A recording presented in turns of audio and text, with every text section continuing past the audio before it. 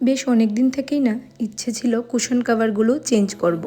কিন্তু কিনবো করে না আর কেনা হয়ে উঠছিল না।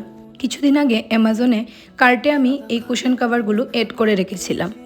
সেদিন দেখলাম আমার হাজব্যান্ড সেগুলোকে অর্ডারই করে দিল। আমি না দেখে ভীষণ খুশি হয়ে গেছি। আমার না বিছানা চাদর যেমন কিছুদিন পরে পরে চেঞ্জ করতে ভালো লাগে, কুশন কাভারগুলোও কিছুদিন পরে পরে চেঞ্জ করতে ভালো লাগে। আর এই কুশনের কাভারগুলো না যখন কেনা হয়েছিল তারপর থেকে আর চেঞ্জই করা হয়নি। তাই মনে হলো এবার একটু চেঞ্জ করা দরকার। আর এই সোফাতে দুইটা কুশন আছে, ওইগুলোর কোনো কাভারই আমি লাগাইনি। আমার মনে হচ্ছিল এটাতেই ভালো লাগছিল। তবে এই কিছুদিন থেকে মনে হচ্ছে একটু লুকসটা চেঞ্জ করে ফেলি। তাই যে দুটোতে আগে কোনোদিন কুশন কাভার ইউজ করিনি সেই দুটোতেও কাভার লাগিয়ে দিলাম। আপনারা আমাকে কমেন্টে অবশ্যই জানাবেন এখন কেমন লাগছে দেখতে। আরেকটা জিনিস কি জানেন, আমার না অনলাইনে জামা কাপড় দেখার থেকে ঘর সাজানোর জিনিস দেখতে বেশি ভালো লাগে। কয়েকজন মেয়েরা একসাথে বসে গল্প করলে যখন জামা কাপড়ের গল্প করে, আমি না তখন ভাবি আমি তো এসব কিছুই দেখি না। আমি তো যখনই সময় পাই তখনই ঘর সাজানোর জিনিসগুলো খুঁজতে থাকি। আর এই কাভারগুলো বেশ অনেক দিন থেকেই আমার পছন্দের লিস্টে ছিল। এইবার আর দেরি না করে অর্ডার করেই ফেললাম।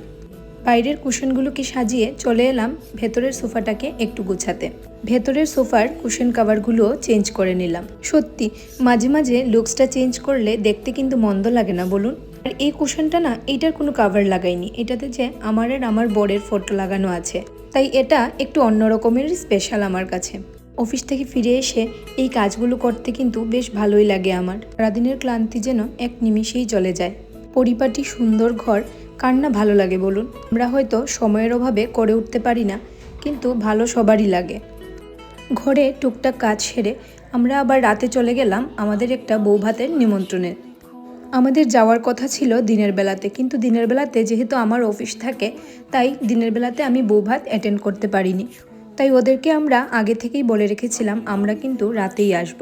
তাই সেজে গুজে মায়ের শাড়ি পরে চলে গেলাম বৌভাতের অনুষ্ঠানে। এই শাড়িটির কিন্তু বয়স কম করে হলেও 20 বছর হবে।